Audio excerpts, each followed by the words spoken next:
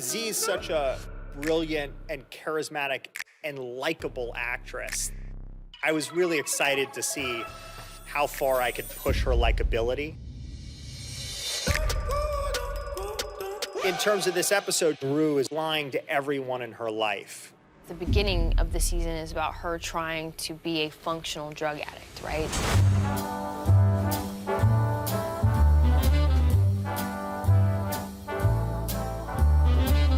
Call me irresponsible, call me unreliable, throw in undependable too.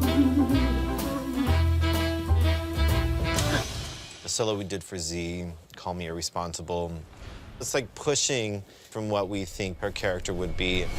Z has a background in dance, so that's always a pleasure. We kind of created that piece together. That was so special to watch her, you know, develop this as a routine and let her really bring her character into this. Rue has no intention of being clean or staying clean, and she feels like as long as she can keep it that way without people knowing, she's not hurting anyone. Rue? Are you high?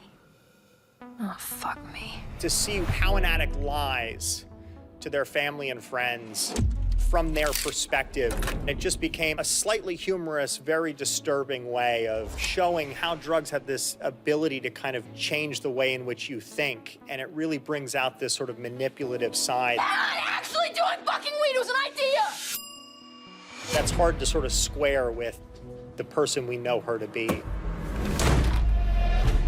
Elliot's just like a messy kid. I think his intentions overall are fine. It kind of gets lost a little bit in this dynamic between him and Jules and Rue. I think that they're the same, like, you know, Rue and Elliot. Elliot represents the other part of her life that's killing her, but that she's trying to keep alive. If you tell me what drugs you're doing, I'll tell you what drugs I'm doing. Rue feels like she can really be herself around him because I really don't think he judges her in the same way that, say, Jules does. They have a connection that Jules doesn't know about, but that kind of partnership creates an energy that I think Jules can, like, feel. And she knows something's going on there, but she doesn't know quite what. Craig, cut it. I had been begging Sam to let me chop my hair out. I've been wanting to cut it for so long, and he was like, no, no. And then, like, a week before we actually started filming, he's like, you wanna cut your hair off? And I just started losing it. Her character was definitely, you know, evolving, and he wanted her look to evolve. We've seen Jules move from this, like, hyper feminine baby doll aesthetic to something slightly more androgynous. Okay, so what is this cut gonna look like? I cut her hair into like this bob, slightly layered, a little bit elevated. But on like a more superficial note, you have great tits, and you and Kurt Cobain have the same haircut.